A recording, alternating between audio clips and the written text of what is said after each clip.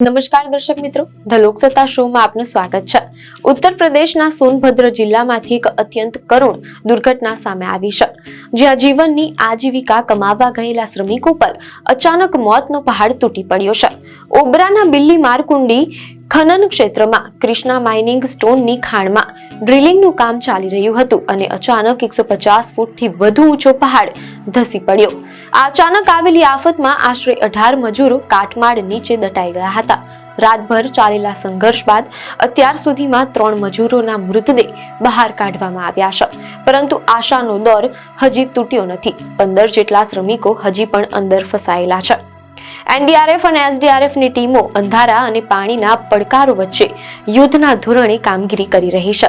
એક તરફ જે બચી ગયા છે તેમની વ્યથા છે, જેમ કે છોટુ યાદવ, જેણે પોતાના 2 સગા ભાઈઓને કાટમાળ નીચે ગુમાવ્યા છે।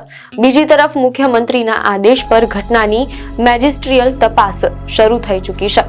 ઓબરા સ્થિત બિલ્લી મારકુંડી ખનન ક્ષેત્રમાં ખાણ ધસી પડતા મોટી દુર્ઘટના સર્જાઈ છે। આ અચાનક આવેલી આફતમાં આશરે 18 મજૂરો કાટમાળ નીચે દટાઈ ગયા હતા।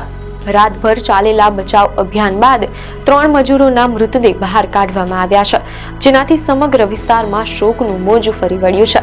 જોકે હજુ પણ 15 જેટલા શ્રમિકો અંદર ફસાયેલા છે। તેમને સુરક્ષિત બહાર કાઢવા માટે યુદ્ધના ધોરણે કામગીરી ચાલી રહી છે।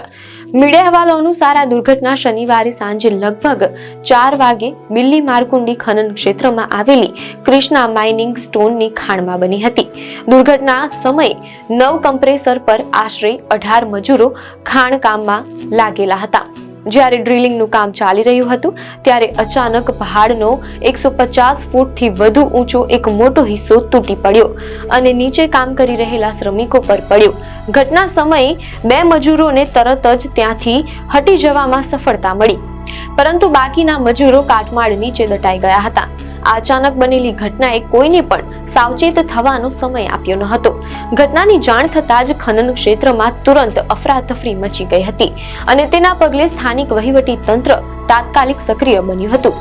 મીડિયા અહેવાલો અનુસાર સમાજ કલ્યાણ રાજ્ય મંત્રી સંજીવ ગોંડ, જિલ્લાધિકારી ડીએમ BN સિંહ અને એસપી અભિષેક વર્મા સહિતના ઉચ્ચ અધિકારીઓ તાત્કાલિક ઘટના સ્થળે દોડી ગયા હતા। જો કે બચાવ કાર્ય શરૂ કરવામાં અનેક ગંભીર પડકારોનો સામનો કરવો પડ્યો હતો, જેમાં સાંજે દુર્ઘટના થવાને કારણે રાતનું અંધારું બચાવ કાર્યમાં મોટો અવરોધ ઊભો કરી રહ્યું હતું। સાથે જ ખાણમાં પાણી ભરાયેલું હોવાથી કામગીરીમાં ભારે મુશ્કેલી પડી રહી હતી। આ પડકારોને પાર પાડવા માટે બચાવ ટીમોએ કાટમાળ સુધી પહોંચવા માટે પથ્થર અને ગિટ્ટી નાખીને નવો રસ્તો બનાવવો પડ્યો અને સ્થળ પર ખાસ લાઇટોની વ્યવસ્થા કરવામાં આવી।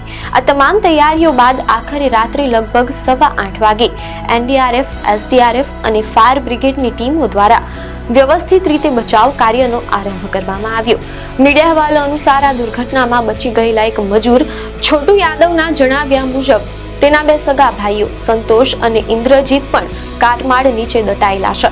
મુખ્યમંત્રી યોગી આદિત્યનાથના નિર્દેશ પર એડીજી ઝોન પિયુષ મોરડિયા અને આઈજી મિર્ઝાપુર આરપીસી સહિતના ઉચ્ચ અધિકારીઓ પણ ઘટના સ્થળે પહોંચી ગયા છે અને બચાવ કામગીરીનું સતત નિરીક્ષણ કરી રહ્યા છે।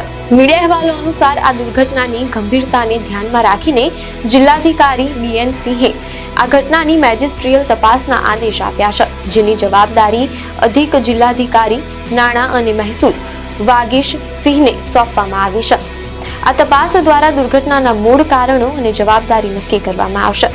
સોનભદ્રની આ ખાણ દુર્ઘટનાએ ફરી એકવાર ખનન ક્ષેત્રોમાં મજૂરોની સલામતી અને સુરક્ષાના મુદ્દાઓને કેન્દ્રમાં લાવી દીધા છે। અત્યારે સમયની દરેક ક્ષણ નિર્ણાયક છે। કાટમાળ નીચે દટાયેલા 15 મજૂરોને સુરક્ષિત બહાર કાઢવાના પ્રયાસો ચાલી રહ્યા છે અને તેમના પરિવારો માટે આ ઘડીઓ અત્યંત આશા અને ભયના મિશ્રણથી ભરેલી છે। સોનભદ્રની આ ખાણ દુર્ઘટનાએ ફરી એકવાર ખનન ક્ષેત્રોમાં મજૂરોની સલામતી અને સુરક્ષાના મુદ્દાઓને કેન્દ્રમાં લાવી દીધા છે। મીડિયા અહેવાલો અનુસાર એક તરફ મેજિસ્ટ્રીયલ તપાસના આદેશ આપવામાં આવ્યા છે, જે દુર્ઘટનાના મૂળ કારણો નક્કી કરશે, પરંતુ બીજી તરફ કાટમાળ નીચે દટાયેલા 15 શ્રમિકોના પરિવારોની આશા અને ભયના મિશ્રણથી ભરેલી દરેક ક્ષણ પસાર થઈ રહી છે। આ કરુણ દુર્ઘટનામાં બચી ગયેલા મજૂર છોટુ યાદવની વ્યથા, જેણે પોતાના 2 સગા ભાઈઓને ગુમાવ્યા છે, તે સમગ્ર ઘટનાની ગંભીરતા દર્શાવે છે। આપને માહિતી સારી લાગી હોય તો વિડીયોને લાઈક અને શેર કરજો, ચેનલને સબસ્ક્રાઇબ કરજો।